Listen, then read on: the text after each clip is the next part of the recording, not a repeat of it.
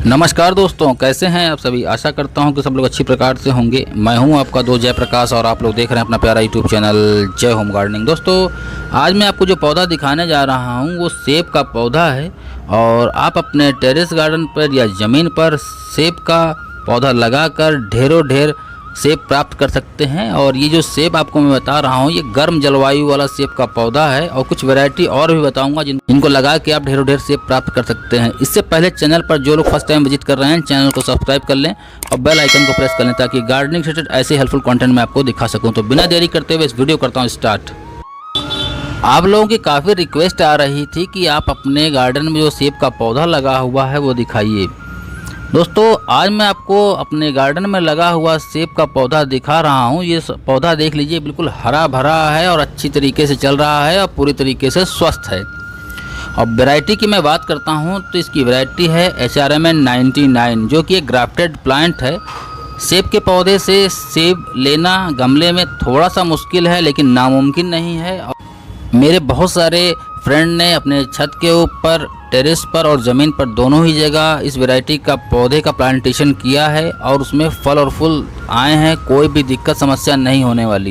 ये जो पौधा आप देख रहे हैं मैं आप लोग को इसलिए भी दिखा रहा हूँ कि ये पौधा मेरे पास करीब 1 वर्ष से ज़्यादा समय से है और आप देख सकते हैं कि पूरी तरीके से हरा भरा है। यानी कि मेरे जो गार्डन में ऊपर ग्रीन शेड नहीं है उसके बावजूद भी इस प्लांट ने 45 डिग्री का टेम्परेचर झेला है। तो मैं आपको जानकारी के लिए बता दूं कि जो नॉर्मली सेब के पौधे होते हैं 45 डिग्री का टेम्परेचर नहीं झेल पाते हैं और झुलस जाते हैं और पौधे डेड हो जाते हैं। सेब के पौधे से सेब लेने के लिए कुछ विशेष चीज़ों का ध्यान रखना पड़ता है। हालांकि ये जो पौधा है हरमन शर्मा जी ने विकसित किया है और उन्होंने ही 45 डिग्री टेम्परेचर वाला ये पौधा विकसित किया। तो खासियत ये है कि ये किसी भी तापमान में, यानी कि जो इंडिया में हाई टेम्परेचर जाता है 45, 46, 47 यहाँ तक टेम्परेचर ये झेल लेता है और बहुत बढ़िया वैरायटी है ज़मीन में लगाने के लिए। और गमले में ज़्यादा फल तो नहीं देगा लेकिन ये है कि 8 से 10 फल आप इसमें ले सकते हैं। और फल आने के लिए आपको विशेष ध्यान रखना पड़ेगा। प्लांट की प्रूनिंग करनी पड़ेगी, रूट की प्रूनिंग करनी पड़ेगी। कह सकता हूँ कि इसे बोनसाई की तरह बना के रखना पड़ेगा तभी इसमें फल लग पाएगा। हालांकि एक वीडियो पब्लिश हुआ था उसमें हरमन शर्मा जी ने खुद कहा था कि ये जो मेरा पौधा है ये गमले में लगने वाला पौधा नहीं है, क्योंकि सेब की जड़ें जो होती हैं ज़मीन में काफ़ी अंदर तक जाती हैं और काफ़ी माइक्रोन्यूट्रिएंट्स और न्यूट्रिएंट्स लेती हैं तभी इसमें फल लगते हैं। हरमन शर्मा जी का कहना काफ़ी हद तक सही है। और अगर आप अपने पौधे को गमले में लगा रहे हैं तो उसकी प्रूनिंग करते रहेंगे और फर्टिलाइज़र की पूरी पूर्ति करते रहेंगे, उसकी रूट की प्रूनिंग करते रहेंगे, काफ़ी मात्रा में इसे भोजन मिलता रहेगा तो ऐसा हो ही नहीं सकता कि इसमें फल ना लगे। चिंतामणि नर्सरी ने एक वीडियो अपने चैनल पर पब्लिश किया था जिसमें हरमन शर्मा जी का जो पौधा है HRMN 99 उसमें फ्रूट लगा हुआ था, वो भी प्लास्टिक के बोरी में। तो दोस्तों सबसे पहले आपको बता दूं फ्रूट तब पकड़ेगा जब आपके पौधे का जो स्टेम है वो स्ट्रॉन्ग होगा, यानी मजबूत तना हो जाएगा, फल होल्ड करने की क्षमता हो जाएगी, तभी इसमें फल लग सकता है। गर्म जलवायु वाले सिर्फ 3 पौधे होते हैं जिनको मैं जानता हूं, जिसमें एन्ना एप्पल है, उसके बाद गोल्डन डोरसेट है, उसके बाद HRMN 99 है। ये तीनों पौधे ऐसे होते हैं कि 45-46 डिग्री जो टेम्परेचर होता है उसमें वे जीवित रह जाते हैं, कोई भी दिक्कत समस्या होने वाली नहीं है। इसी कारण बिहार में मैंने देखा है और बनारस में भी कई जगह देखा है कि HRMN 99 का प्लांटेशन लोगों ने खेती के तौर पर किया है।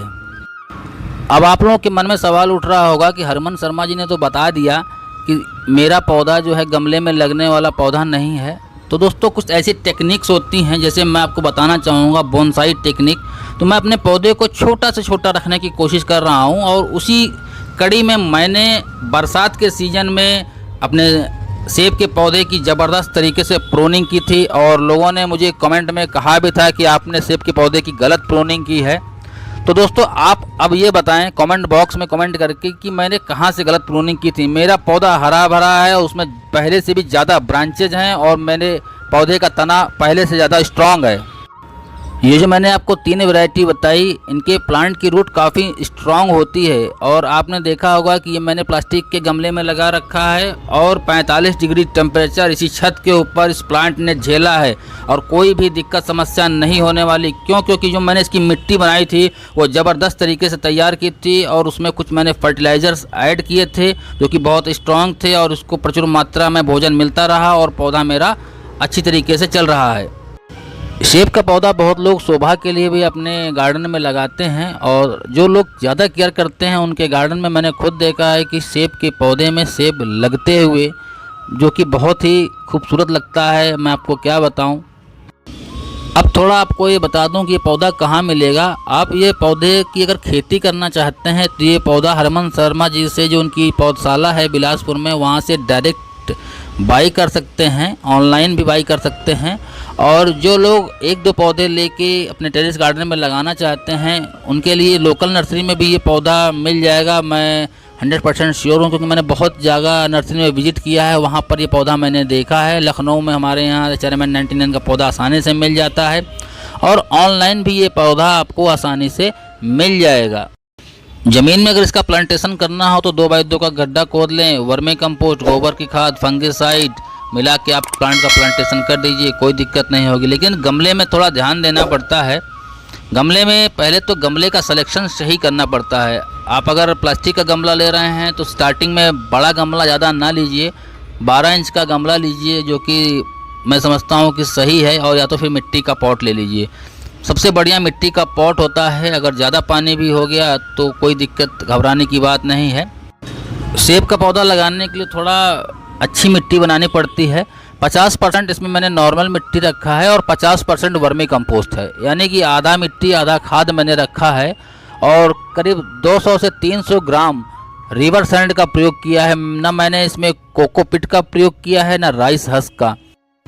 मिट्टी में मैंने 2 चम्मच बायोजाइम, 2 चम्मच जिप्सम पाउडर, 2 चम्मच मस्टर्ड केक फर्टिलाइज़र बिल्कुल सूखा हुआ और 1 चम्मच नीम की खली का पाउडर मिला के प्लांट का प्लांटेशन किया।